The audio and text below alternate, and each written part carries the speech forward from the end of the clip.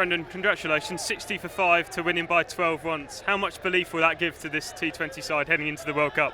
Yeah, look, a lot. Obviously the conditions were quite difficult, very very different from what we've encountered in the first two games, and I guess, playing on the same pitch 3 times, it was always going to lend itself to spin playing a significant part. I thought also the way that Sri Lanka bowled in the first innings with their seamers challenged us, and we were put in a pretty delicate position. But I thought the way that Sam Curran and Liam Dawson in particular, that partnership, the cricket intelligence to be able to work out that 130 would give you a chance of being in the game was exceptional. And obviously then the way that we bowled and fielded was very good. And to see, it's not often an England side comes to the subcontinent and outspins the home side. So I thought that was really pleasing, and certainly gives us a lot of confidence that we don't just need flat wickets to be able to perform. We can find different ways to do things, and we're going to need that over the next month. It's been a difficult couple of months for you, but just how much does an ODI series win and now a T20 series win just do for this group of players, just to lift them? As I say, it's been a difficult time of late. Yeah, look, obviously, the Ashes didn't quite go according to plan, and we found ourselves on the wrong side of it. Naturally, the fallout from that with lots of exposure is always going to be tough to be able to navigate your way through, but that's your job as a coach, as a leader within the group, is to try and keep focusing forward on what can be achieved. And we've got such a great opportunity with the World Cup coming up, and we knew coming here against a good Sri Lankan side in their own conditions that we're going to have to do things differently. And I thought the way that Harry Brooks led the side, his tactics have been absolutely brilliant. He is an outstanding on-field captain, and we know he's got some things to learn off the field, and that's our job, is to help with that and to keep him growing as a person. And that's something that we'll continue to work through. In regards to the other guys, I thought to come here and to immerse themselves in a different style of play and to find a way to get across the line is immensely satisfying. And now our focus will turn, after tonight, towards the World Cup. We'll talk about Harry in a moment, but as you said, after the Ashes, there was a lot of criticism, and obviously you have your set way of playing and your coaching methods. Have you been stung by that criticism, and just in general, how do you react to criticism in general?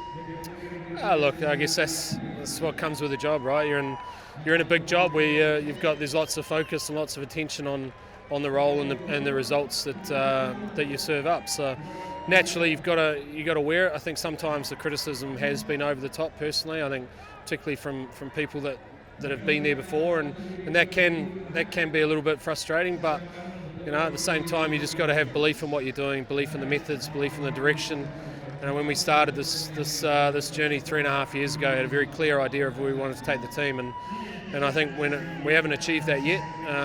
But I still feel like there's more to do in this job, and there's bigger fish to fry in the coming period. So we'll see where it all lands, but from our point of view, our focus is very much on the next month and making sure we adapt to the conditions and the oppositions that we come up against, because T20 cricket demands that. You can't have one set way of playing, and we've never said go out and play one style. We've talked about trying to ensure that the guys are making good decisions based on what the conditions and the opposition require, and that's always the message, is doing it with some confidence and trying to be there to support if on those days that hasn't worked, and that'll be required over next month as well. You mentioned the criticism being over the top, but you've often have to come out and say the perception's different to reality. What's said out here is different to what's said in there. Do you think your team not gets hard done by, but has a more criticism than most?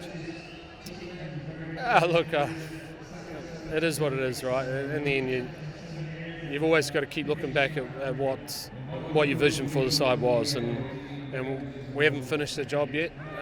From our point of view, we want to finish what we started, and we've made some good progress across various formats in the last little while, and there's more to achieve in the next little while. So that's where, as a coach or as a leader of a side, that's what your focus is always on. And it does hurt sometimes, the criticism and things, but you've just got to keep moving towards the target. I know the decision on your future and stuff taken out of your hands, but will it be disappointing, because it feels like this series you've turned a corner in ODI cricket, and obviously you've got the T20 side where you want it? Yeah, look, what'll be will be.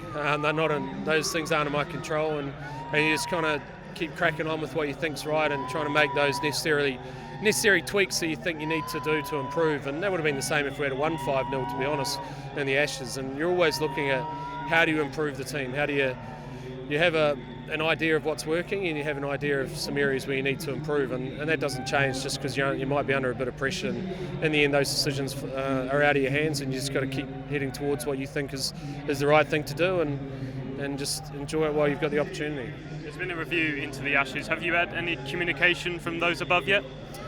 Look, I think it's ongoing, so there's always communication from those that sit above you. It's an organisation that all wants the same thing, and that's to be successful and to do the fans and all those that support the English cricket side well. So I think the outcome of that will come out in the wash, and we'll see where it all lands. Harry said at the start of this tour he feels he's lucky to be England captain. You mentioned work to do. What sort of work do you have to do with Harry to improve him off the field? Look, it's no real different to anyone that comes into international sport. I think cricket is such a unique game as well, because it's not like other sports. You're on the road 12 months of the year on year, and that takes its toll. These are young men who are growing up in the spotlight and on the world stage with varying pressures, being away from home and an inconsistent game. So you've just got to. There is going to be mistakes which are made, and when they are made, you try and deal with them instantly. You try and ensure that you protect the player as best you can, and sometimes those issues they are never always going to be made public, because you feel like you can deal with them internally and make sure that you've learned the lessons and move on. And Harry's no different to a few of the other guys within our setup, and our job as leaders is to nurture them and to support them. Cricket has a poor history of people suffering with the pressures of international cricket and being away, and we've had mental health is difficult for a lot of people in this game, and so our job is to make sure that we support them and allow them to keep growing up whilst putting space between the times where mistakes inevitably sometimes happen, and that's what your role is, and my job right now, after dealing with the issues that we've had in the past, is to support these players and keep guiding them through. Just finally, appreciate your time. Ben said after the Ashes he expects you to be in charge for the New Zealand Test. A, do you expect that? And B, how hard is it to go into a World Cup? There's so much noise in the background, just to stay focused in what's in front of you.